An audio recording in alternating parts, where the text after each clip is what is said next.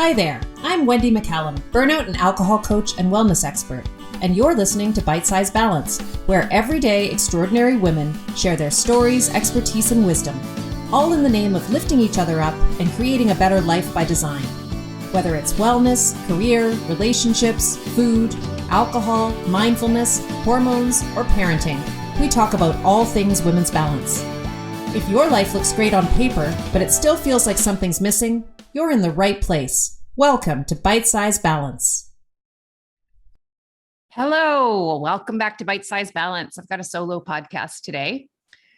I don't really have an agenda for this episode, except to say that I want to follow up on the conversation from last week with Ann Dowsett Johnston, the author of the bestseller Drink, and also my new writing coach. So I want to follow up on that because we talked a lot about her writing, her books, and her relationship with alcohol and the story that's laid out in her first book, Drink, which is really part memoir, part reporting, because she is a journalist by trade. And we talked about the role of writing in helping women to process their own lives and story. And I mentioned that was something that I had noticed had been happening for me in the process of the last few months of, kind of rediscovering my love for writing. But we didn't get into any details around that because first of all, it was an interview with Anne, not with me, and because we just didn't have time. And so I want to kind of take that and talk about that a little bit more. But the real reason for this podcast is that I've officially reached the halfway point of this is 50 year. So for anyone who did not listen to that episode in the early fall, I recorded an episode on my 50th birthday, which happened in August of this year. And I think the podcast episode came out maybe in October, where I talked about my fears around turning 50 and what had actually happened when that day came and how I was feeling about going forward into this new decade of my life. And one of the things I talked about in this is 50 episode is how I'd sort of made a commitment to trying all the things this year and really, that kind of corny idea of like going outside of your comfort zone. That is something that I really wanted to push myself on this year. And I've done that. So I wanted to talk a little bit about that and just kind of reflect on how the first half of my year as a 50-year-old has gone and what I'm hoping to do with the rest of the year. So this is really a reflection episode, if nothing else, just kind of an update for you guys. I know many of you have reached out to me about this idea of turning 50 and really enjoyed that episode where I talked about my fears around aging and becoming an empty nester and turning 50 because you're feeling all of the same things. So we're all in this together. If you're not there yet, you will be here at some point. And I hope that this conversation helps to take away some of the dread and fear that I had around getting older and in particular around being alone again after 20 years of taking care of children and what that might feel like. So this is 50, my friends.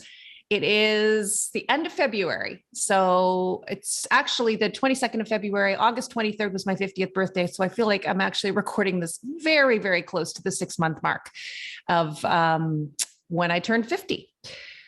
So what have I tried? Well, I think in that initial episode, I talked about the fact that I had tried to pick up pickleball.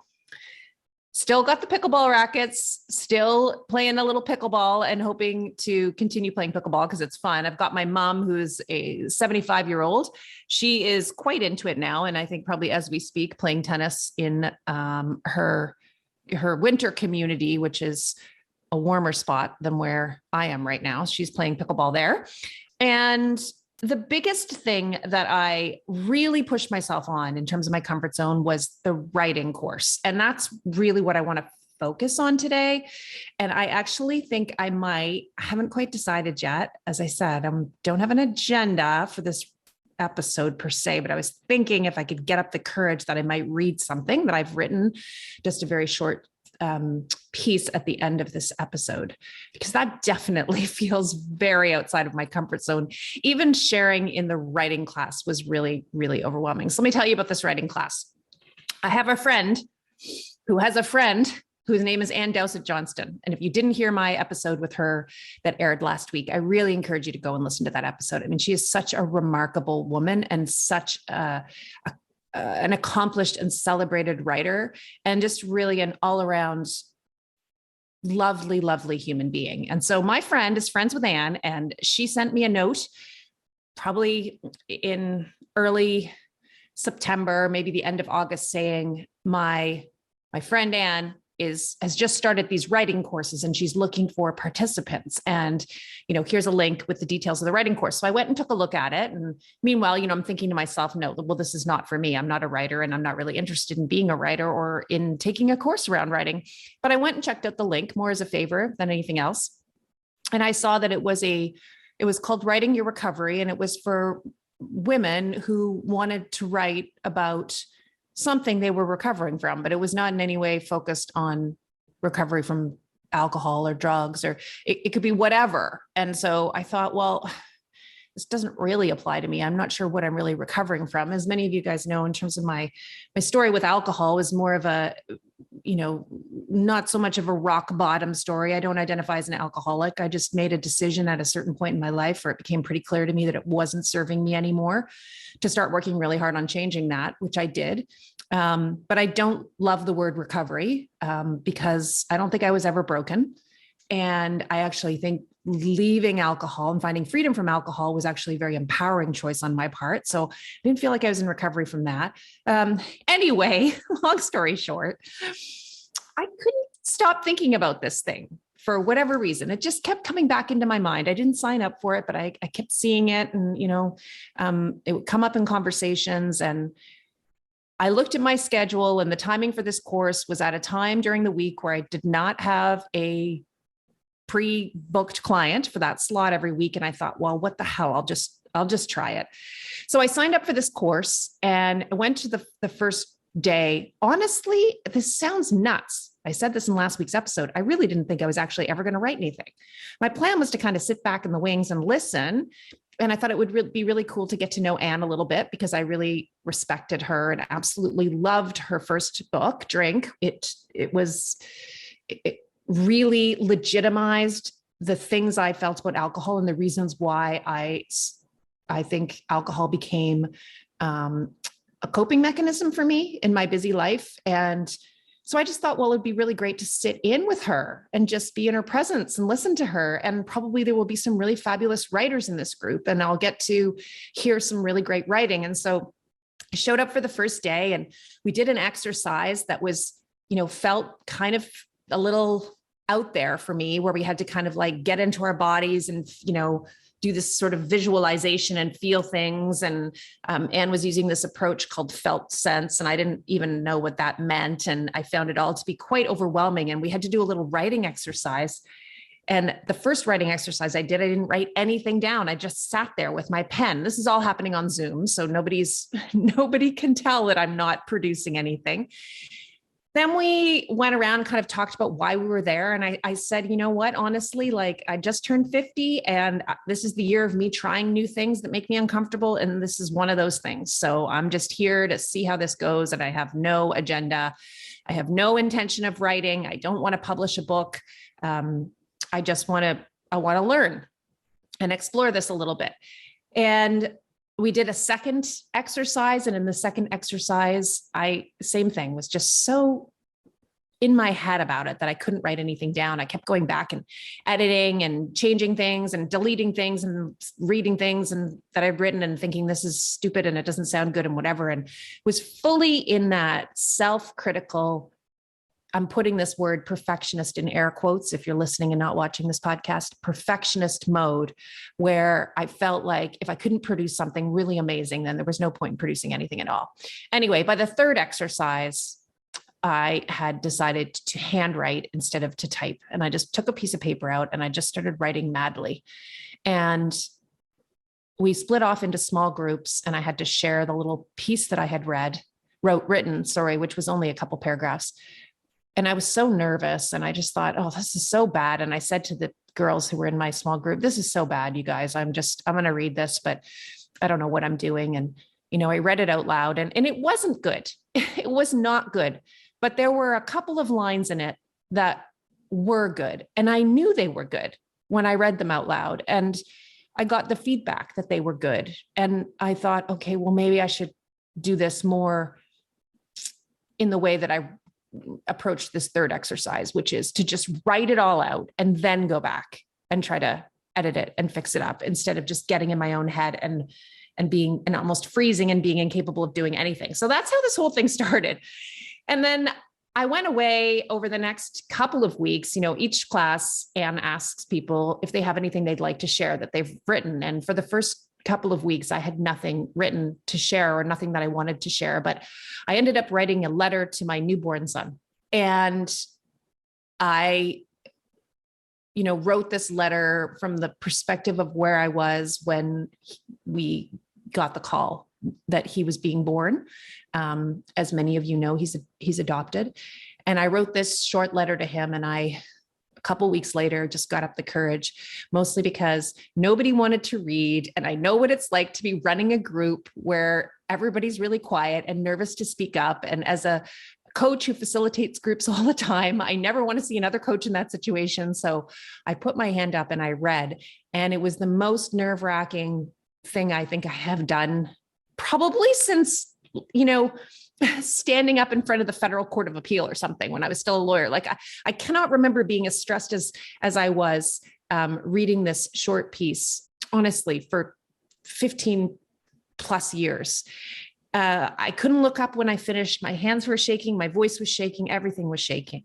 And I got really, really good feedback from Anne and from the other people in the class. And I thought, you know what? I feel good about this piece. I feel like this is a good piece. And so I just kept going, and I showed up every week for the class, and I started writing, and I realized I really loved it. I was losing time with it. And, you've probably heard Sarah Bailey and I talk about this idea of losing time, and how that is really what you're looking for when you are trying to cultivate a hobby or an activity that is just for you, and that actually helps to pull you out of that fight or flight cycle and relax you and provide you with some really meaningful self-care. So I was losing myself in this. I would start writing a piece and I couldn't stop. And what happened was, it took me a little while to find my voice. I was kind of all over the place trying to figure it all out. And then I had spent some time privately with Anne, working through some stuff, and sent her a couple of things privately that I had written. And she was just so helpful in helping me to figure out what I wanted to write about, what was really meaningful for me, and what my style was, because I had lost my confidence in my style of writing. I, wrote for years and years and years as a lawyer. So that writing is very precise, very clear, not very flowery, not very descriptive, not really very beautiful, not the kind of thing you want to read at night, but for a very specific purpose, and I've gotten very good at articulating arguments and writing for work, but I had not written just for the sake of writing for a really, really long time, probably since I was a child. And so I needed to find my groove and all of that. And I had lost my confidence in it. So Anne helped me to find that. And, we started talking about this project as though I had a project. And before I knew it, we were talking about book proposals and outlines for, for a book. And I kept saying to Anne, this is not really where I want to go, I don't think. And I don't really have any aspirations to publish. And honestly, I don't really have any aspirations to publish at this point in time, but has become really, really clear to me that I am actually working on a project. So it all goes together. There is a very specific reason why I'm writing. And I am writing about all of the things that happened to me, but that also happened to you. And I know they happen to you because I talk to you every day. I talk to a version of you every day in my coaching practice. I spend my days with successful, busy, really well-intentioned women who are doing their absolute best in all areas of their life, but still feel like they're not nailing it, still feel like something's missing, still feel like they're not happy, don't know what that is. And many of those women, just like me, are reaching for something to help them feel better, something that feels like their own. And that thing is not serving them, whether it's alcohol or it's food or it's online shopping. I was writing about me, but I was also writing about you. And so in the process of all of this, as I said in last week's episode, had the opportunity to create a timeline or a chronology for my 30s and my early 40s that I had never done before. So I had never really thought about how everything happened and the speed and pace at which my life happened in my 30s. And creating that chronology, which was necessary to write my story, was really eye-opening for me, because I had always been that person who, after I stopped drinking and got free from that, and I really haven't looked back since. So it's been about 4 years now. I spent a lot of time wondering what the hell it was I was trying to escape from. I mean, my life was really pretty great. On paper, I had the things I needed. I had everything I wanted. I'd had a successful career in law, which I decided wasn't for me, which was okay. I was totally at peace with that decision. And then I had created this coaching practice that I was really proud of, and, doing work that I enjoyed. I had these great kids that I had worked so hard for, literally worked really hard for, and, really fantastic relationship and marriage. I felt very, very lucky to have all of those things, and some financial security. And there was really nothing to complain about. But for whatever reason, for years, I found myself at the end of the day pouring a glass of wine as a way to escape. And I just couldn't figure out what it was I was trying to escape from. Well, this chronology that I put together of my life helped me understand that a little bit better. And it's my chronology. It's not your chronology. The parts of what I'm writing that are about me are obviously very specifically about me, but there are lots of pieces of this book that deal with more of the universal themes, some of the things I experience, but also that I hear all the time from the women that I work with. Anyway, the chronology really showed me how condensed the time frame was, and how many, what I call them small T traumas, which I said on last week's episode. But what I mean by that is, there are these big T traumas that are just so obviously traumatic events that people go through. And I just didn't see myself as having had any of those big T trauma moments. And in fact, I would have said I had no trauma.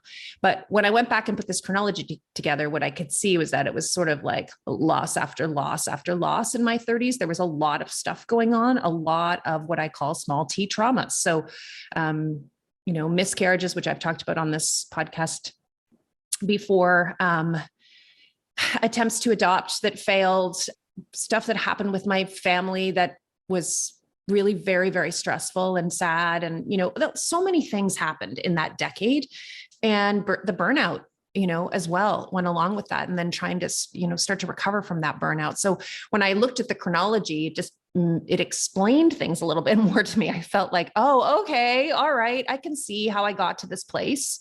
And that was really a really interesting realization for me. So I've continued with the writing. I have now written an awful lot of stuff. I have no idea where any of it is going to go, what's going to happen to it, if anything. But it has been, and will continue to be for me, I think, the thing that helps me pass the time in a way that is just so pleasurable and enjoyable. I mean, I've had weekends where I've written the entire weekend. There was one piece that I wrote that I started on a Tuesday morning and finished on a Thursday night. And every single moment between clients, which is not very much, by the way, my days are pretty busy right now, but every moment I could find between clients and then after work, and then I would get up early in the morning before work and I would write. I wrote nonstop for a couple of days because that's what felt really good to me. And those 2 days really just disappeared. They just slipped right by, but I ended up with a piece that I feel good about, but also with, as Anne says, I metabolized what happened to me. I actually processed what happened to me through the exercise of writing about it. So this is 50 right now for me, you guys. 50 is all of a sudden I have become a writer on the side. And I wouldn't have ever used the word writer to describe me ever. And now it feels like you don't need to be a good writer to be a writer. I'm a writer. It's something I want to do. I think about it a lot when I'm not working, when I'm not writing, I'm thinking about writing. I sometimes wake up in the middle of the night and think of something I want to write about, or think of a way of saying something. So that is what has ended up coming out of this crazy This Is 50 experiment for me. Is I tried this thing, and I've said this before, it's like speed dating. Like, writing might not be your thing, but something is, and we need to find it, because a lot of us have put aside all of our hobbies and activities, in the name of taking care of other people, for long chunks of time as we go through our 30s and our 40s. And, every extra moment that we have that we're not giving to our families, we're giving to our jobs and our careers. And rediscovering what actually lights you up and makes you feel great is not easy. It requires some trial and error. And as I said, a little bit of speed dating. You've got to try some things on for size, and, give it a college try. Don't give up after the first time, but you're going to know relatively quickly whether the thing is something that actually brings you pleasure or not. And just because it's not the thing that's filling that huge hole in your life, like pickleball will never fill the hole in my life that is my kids going off to university next year, doesn't mean it's not something to keep on the roster. So, but I also knew it wasn't it, and I needed to keep looking. And I do feel like after many years of trying all kinds of different things, I actually wrote about this, the whole the period of speed dating where I was trying on all kinds of things, including felting. You guys, I had a huge felting craze, which I think Sarah and I talked about on one of our episodes, where I bought all the wool and needles and, everything you need to felt, and felted myself quite a lovely red lobster. But that lobster did not fill the hole in my heart either. So writing has really become it. And I just wanted to talk a little bit about it because I touched on it in last week's episode, and I hadn't come back and told you what the update is on this whole This Is 50 project, but I think writing is kind of it. So, I'm rambling a little bit because I want to avoid doing what I told you I would do at the beginning of this episode, which is actually read something. And I don't even really know what to read because, oh goodness, because there are so many things I've written, and I don't know, they're all meaningful to me. Okay, I am going to read you something. I want to, in full disclosure, let you know that this is now the 6th time that I have tried to record something that I've written to include on this podcast, but every single time I chicken out or change my mind or delete the recording. So, and that's because I'm really nervous about doing this and sharing this thing that is, fun for me and fills me up. And I'm worried that somehow if I share it with other people, that it will not feel as good to me anymore. And so I hope that you'll be kind with me with this, which I know you will. And also wanted to let you know that I had to coach myself through this. So coaches also need coaching. And what I told myself is that the reason why I'm so nervous and anxious about this is that this is actually pretty important to me and it means something. So it's not a bad thing to be nervous about it. That's just my body sending me a reminder or a sign that this is important, and it is important. And also that my experience has been in my own life that when good things happen, there's usually some fear that happened right before them. And there's usually a little bit of a leap of faith that needs to happen.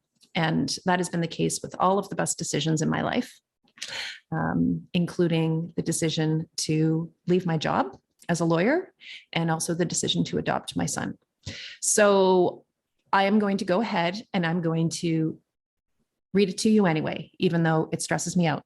I'm going to read you part of a piece that's called No One Tells You How Lonely Mothering Will Be.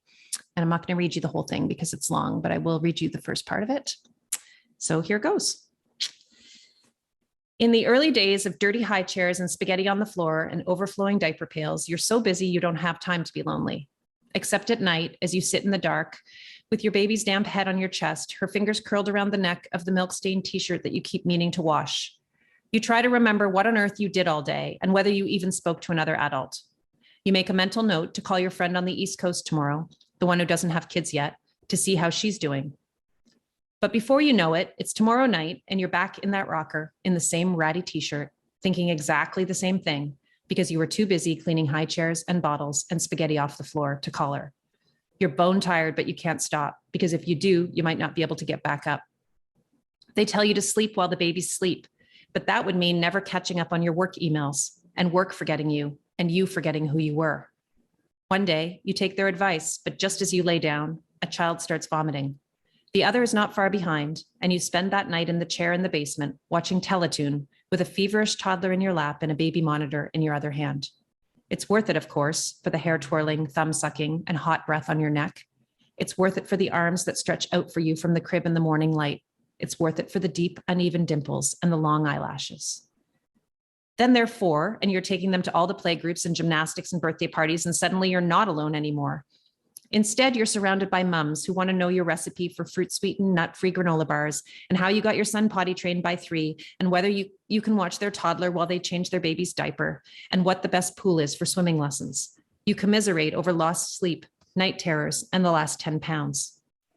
Now you have someone to open a bottle of white wine with on a summer afternoon as your kids take turns running through the rusty sprinkler and tracking freshly cut grass through the dining room. But before you have a chance to ask this new friend what she did before she had children, you're interrupted by your daughter who needs help getting out of her wet bathing suit. You also have someone to plan trips to the library with to see the puppet shows. But the library is a whisper zone, and you spend those hours shushing your 2 toddlers. You have someone to carpool to the science center with, but the science center is full of parent traps, like the starfish petting tank and the magnet table. So there's no chance for anything more than small talk. You've got someone to take your kids for 3 hours so you can go to the gynecologist and get that seatbelt fixed in the 3rd row of your minivan. And while you meet the other mums every morning at the playground after the bell rings, you're always in a state of partial attention. One eye on your daughter, who just disappeared behind the slide, and the other on your son, who's about to try the monkey bars for the first time. The mom on the bench next to you asks how you're doing, and you say fine and ask how she is. But then someone's tugging at your sleeve, asking for a juice box with a nose that needs wiping. And when you turn back, that woman is gone. She's at the swings, pushing her own toddler. At night, when your husband comes home, he can't understand what's wrong with you, why you're so short when he asks how your day was. It's because it was exactly the same as yesterday, you think. It's because while you talked wind turbines and carbon credits with your clients over sushi, I drank warm apple juice and ate goldfish out of a baggie at the park. You wipe the bibs down from the last meal, scraping the dried egg off with your finger and flicking it in the sink. You set out fish sticks, French fries, and carrots, because vitamins, and pour milk into plastic cups. You wipe down rubber placemats and the bibs again, then start the bath. While you're there, you move the wet towels from yesterday into the dryer. For a moment, you sit on the side of the tub, close your eyes, and put your hands under the hot running water. Breathing in, you imagine you're in that spa you went to at that lawyer's retreat before you had children. Your neighbor offers to take your kids every second Friday night if you watch hers on the other Fridays. She knows you like red wine and chips, and you know she likes sweets, so you leave cookies for her, and she leaves you an unopened bottle of Penfolds Shiraz. You start looking forward to those 2 glasses, but you never drink more than that because drinking alone isn't a great habit, and more than 2 might mean something. You spend those Friday nights wandering her house after her son falls asleep, admiring the mid-century artist vibe, sipping your wine and feeling fancy, but also weirdly alone. No one asks you what you want. No one asks you what you need. No one asks you what you like. No one asks if you're fulfilled. No one even asks if you've read any great books lately. It's not that they don't care. It's that they don't have room for the answers. They're already at capacity with sleep training, snack duty, daycare applications, mini soccer, booster shots, and their own loneliness. You're busier than you've ever been. But even though you're never, ever alone, and you don't quite have the word for it yet, you're also very lonely. It's worth it, though, for the sticky summer pajama games, ice cream chins, and one more story nights, for the family dance parties and Candyland marathons, for the pumpkin carving, cookie baking, and slime making, for the giggles under blankets with flashlights, for the snow forts, red noses, icy wet mittens, and hot chocolate, for the hurt little fingers and all the big feelings. Then comes the day when you take their hands and walk them into the primary classroom and help them find their name tag on their new desk with the slot for the fresh box of crayons and pencil sharpener. You smooth their cowlicks, introduce them to the kids next to them, tell them everything will be okay and that you'll be back before they know it. You kiss their foreheads and walk back through the parking lot where you climb into your van, its backseat full of mismatched Tupperware, lost straws, and Polly Pockets. Truly alone for the first time in 5 years, you wrap your arms around the steering wheel and weep. You drive back to the house where you wonder where all the time went and what on earth you're going to do with your days now that your children are gone. You sit in the rocker that's been moved from the nursery to the family room. It's so quiet that all you can hear is the ticking of the red kitchen clock and the clatter of your own thoughts. That's the first half of that piece. I hope you like it. It was a big deal that I read that for you. I do not profess to be a great writer, but I do definitely feel like someone who enjoys it. And I hope if you're listening to this podcast and you used to write when you were a kid, that this is making you want to go and try it again. Because I used to write all the time when I was a kid. I used to write silly stories. And, I think for a while I was probably working on the next great novel. And I would enter the library contest in my city every year. And I just loved all of it. It was so much fun for me. There was no pressure associated with it. It didn't feel like a chore or something hard. And then, life happened, like I said in this piece, and everything got so serious for me for so long. And I had felt like I had no opportunity to write anything that didn't have a purpose. And what I've discovered this year, being 50, trying this new thing, is that it doesn't need to have a purpose. And in fact, it might actually be important that it doesn't, and that you're just doing it because it feels good. And writing feels good to me.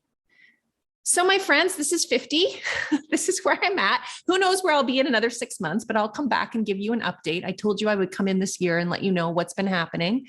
I'm trying other things as well. Did a watercolor painting class, and that was interesting. Not probably my jam, but it was fun. I've been trying some new things at work this year. So I have, co-created a program with Emily Lynn Paulson, who's been on this podcast many times, good friend of mine, and a really quite amazing and capable coach. And that was new for me to actually co-create a program with someone. I've always sort of maintained control over everything by doing it myself, but that turned out to be a really great risk and not very risky at all. So that was great. And I'm exploring new friendships and other things. So I'm sure there'll be some other things for me to update you on as the year continues. But I just want to close by saying, if you feel like something's missing for you, I feel it. I've been there. I was there for many years where I couldn't figure out why I wasn't feeling good. And honestly, it was because I had nothing that was just for me. That was just for me, that I was doing just because it made me feel good. And I think that that's the key. And that's the thing to start looking for. And like I said, you might have to try a bunch of things, but at some point you're going to find it. And it might just change everything for you. So this is 50. I'll see you guys on next week's episode. Thanks for listening. You've been listening to Bite Size Balance with your host, Wendy McCallum. As a burnout and balance coach, I help busy high achievers like you create a more balanced, joyful life. Ready to create a life you don't want to escape from? Download your free Blueprint for Change now.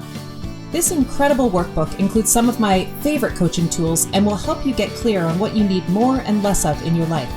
Grab it at www.wendymccallum.com/blueprint.